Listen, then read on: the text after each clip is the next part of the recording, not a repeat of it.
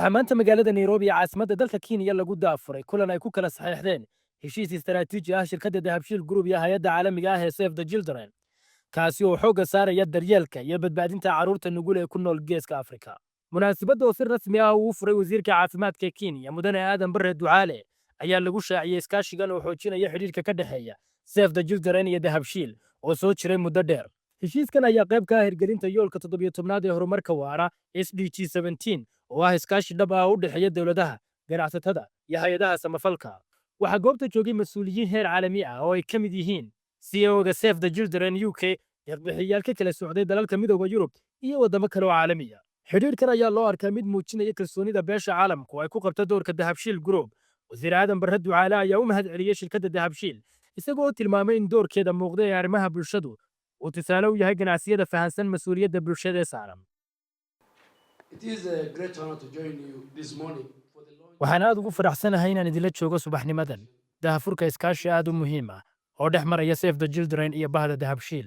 Iskaashigan oo isu keenaya dadaal bani'aadantinimo iyo hal-abuurka ganacsiga gaarka loo leeyahay si loogu adeego carruurta gobolka. Munaasabaddan maanta keliya ma aha mid rasmi ah, balse waa xaqiijin kale oo ah awoodda uu leeyahay iskaashigu marka la wajahayo caqabadaha caafimaad iyo horumarineed ee xilligan.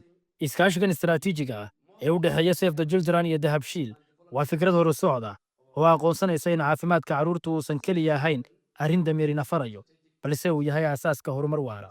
Wasaaradda Caafimaadka ee Kenya, iyada oo la jaanqaadaysa qorshaha madaxweynaha Mudane William Ruto ee kobcinta dhaqaalaha hoos laga bilaabayo, waxaa si buuxda uga go'an in la gaadhsiiyo adeeg caafimaad oo cadaalad ah, taya leh dhammaan shacabka Kenya, gaar ahaan kuwa nugul. Hadafkeennu waa daryeelka caafimaad ee qof walba. Wuxuu ku dhisan yahay mabda' ah in aanay jirin ilmo laga tegayo. Taasina waxay ka bilaabataa annagoo carruurta horumarinayna. Runtii waan idin mahadcelinayaa. Dahabshiil ahaan, xaqiiqatan waa arrin muujinaysa sida aad faa'iidada ganacsigiinna dib ugu celinaysaan bulshada. Waxaanan hubaa inaad la shaqaynaysaan kooxda saxda ah Save the Children. Waan garanayaa shaqada ay hay'addu ka qabato Kenya, gaar ahaan waqooyi bari sida Wajeer, Gaarisa iyo xeryaha qaxoontiga. Sidaa darteed, waxaad tihiin qayb ka mid ah koox hawlo badan oo muhiim ah qabanaya. Aad baad u mahadsantihiin. Maamulaha guud ee Dahabshiil Group Mudane Cabdirashiid Ducaale ayaa isna caddeeyay in shirkaddu ay si buuxda uga go'an tahay wax ka qabashada dhibaatooyinka haysta bulshada, isagoo sheegay inay ka go'an tahay shirkad ahaan inay door muuqda ka geystaan dhinacyada baahiyuhu ka taagan yihiin, hadday tahay caafimaadka iyo waxyaabaha kale ee asaasiga ah. Bismillaahi Raxmaani Raxiim. Salaamu calaykum. Aad baan ugu faraxsanahay inaan Save the Children iyo Mr. Malik oo halkan CEO-ga Save the Children joogaba inaanu partnership aanu la seexanay, taasoo muujinaysa sida ganacsatadu ay horumarka dadkooda uga qayb qaadanayaan. Save the Children iyo hay'adaha la midka ahiba Dahabshiil waxay u yihiin customer, lacagtay ka dirtaan. Iminka dadka qurbaha jooga ayna daawanayaan diaspora-ga ayna lacagay dibadda ka soo diraan waa lacago horumarka waddanka ka qayb qaata, carruurta iyo dadka jilicsanna caawiya. Lacagaha remittanceska dibadda ka imanayana important iyo waxay u tahay dhaqaalaha Soomaalida meel ay joogaan iyo gobolkanba meel muhiim ah ka tahay.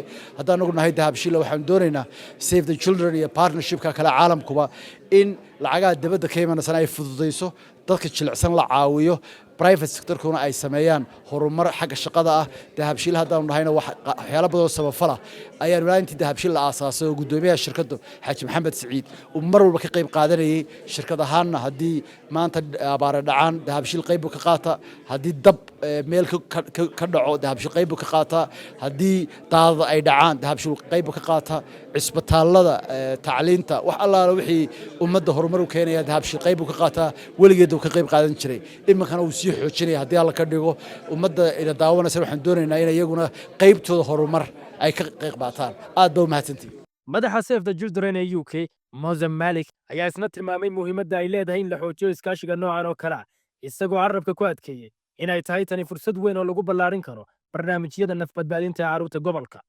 So we are here today in Nairobi celebrating. waxaan maanta halkan Nairobi ugu dabaaldegaynaa daahfurka iskaashi u dhexeeya Dahabshiil Group iyo Save the Children. Iskaashigan wuxuu bilaabmay markii wada hadallo aanu yeelanay sanadkii 2023. waxaan horey uga wada shaqaynay arrimo ay ka mid yihiin lacagaha xawaaladaha, balse waxaa weli jira wax badan oo aanu wada qaban karno. Soomaaliya iyo guud ahaan gobolka waxaa ka jira nuglaansho baaxad leh oo haysata carruurta iyo qoysaskooda. Iskaashi dhex mara ganacsiga gaarka ah iyo hay'adaha samafalka sida Save the Children wuxuu keeni karaa isbeddel dhab ah.